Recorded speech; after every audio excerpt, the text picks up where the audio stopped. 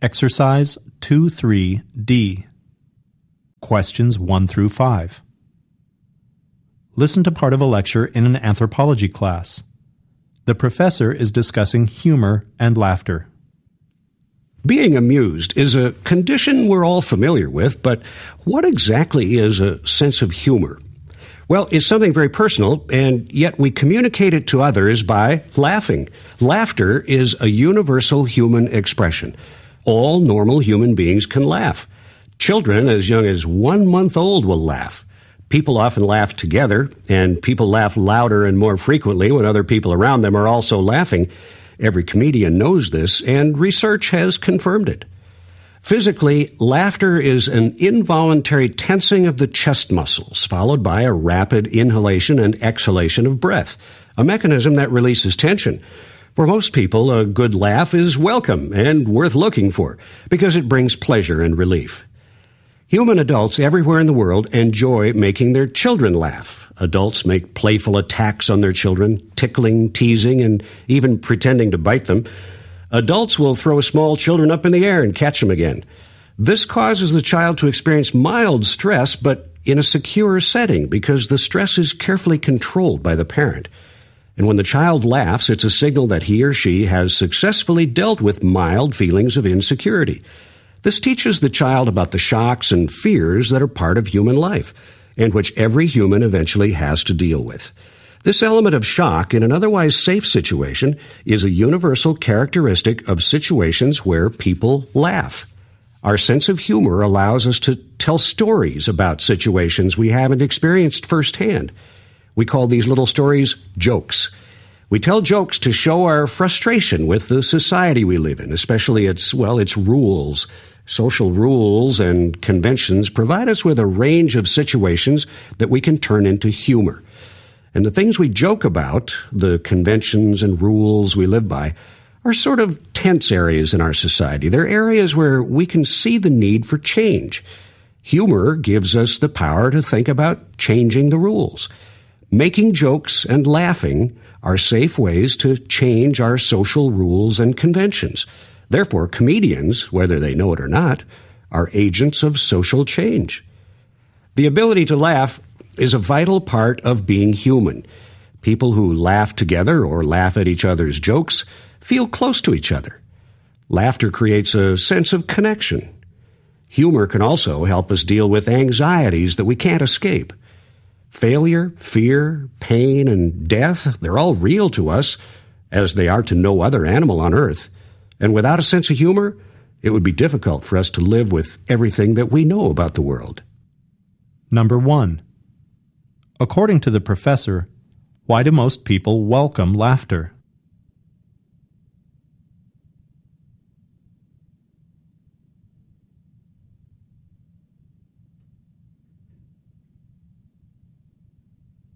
Number 2.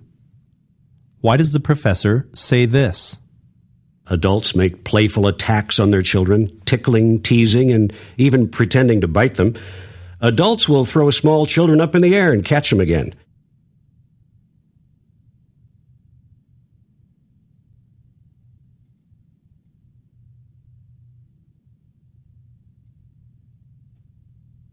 Number 3. Which of the following is a universal characteristic of situations where people laugh?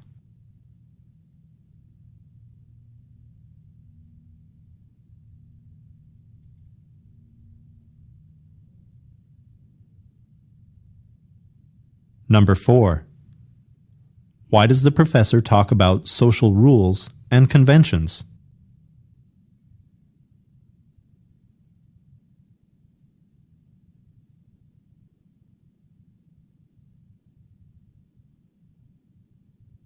Number 5. Listen again to part of the lecture, then answer the question. The ability to laugh is a vital part of being human. People who laugh together or laugh at each other's jokes feel close to each other. Laughter creates a sense of connection. Humor can also help us deal with anxieties that we can't escape. Failure, fear, pain, and death, they're all real to us, as they are to no other animal on earth. And without a sense of humor, it would be difficult for us to live with everything that we know about the world. Why does the professor say this? And without a sense of humor, it would be difficult for us to live with everything that we know about the world.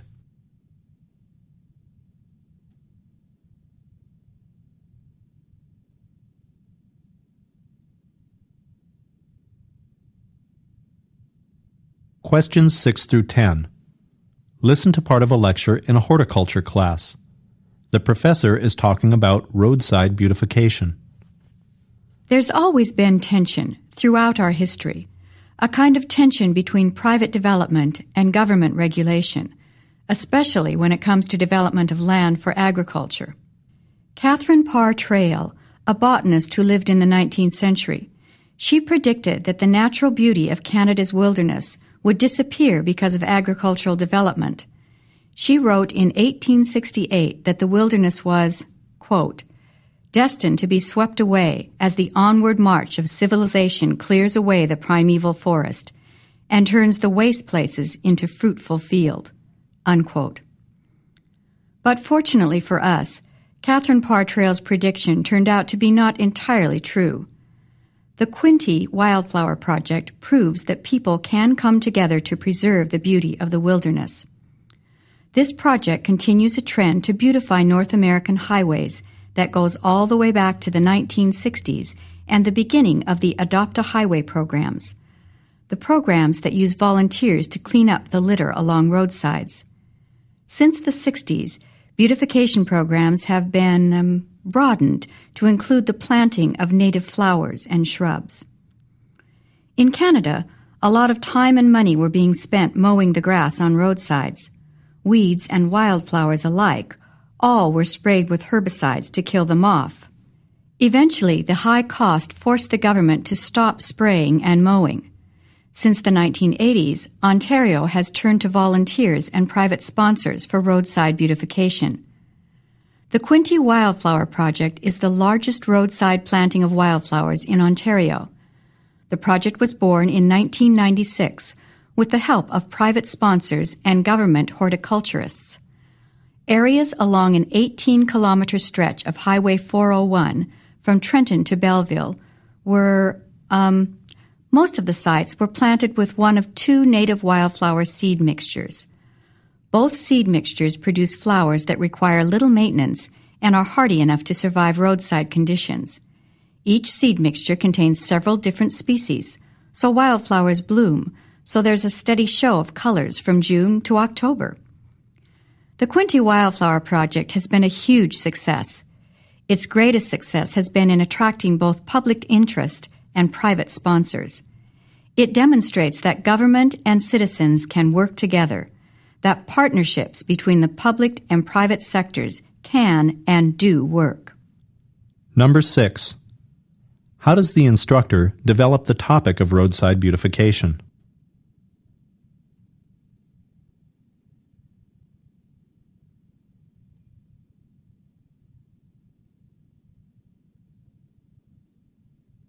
Number 7. Why does the professor quote botanist Catherine Parr Traill?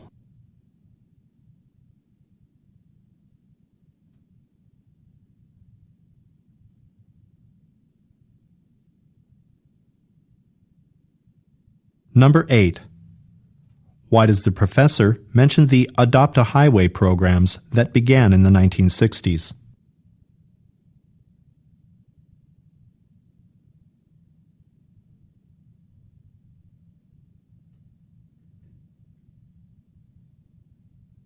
Number 9. Why does the professor say this? Each seed mixture contains several different species, so wildflowers bloom, so there's a steady show of colors from June to October.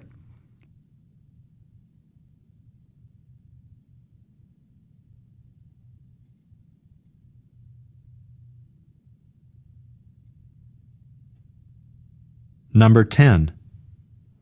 What does the professor think of partnerships between government and private citizens?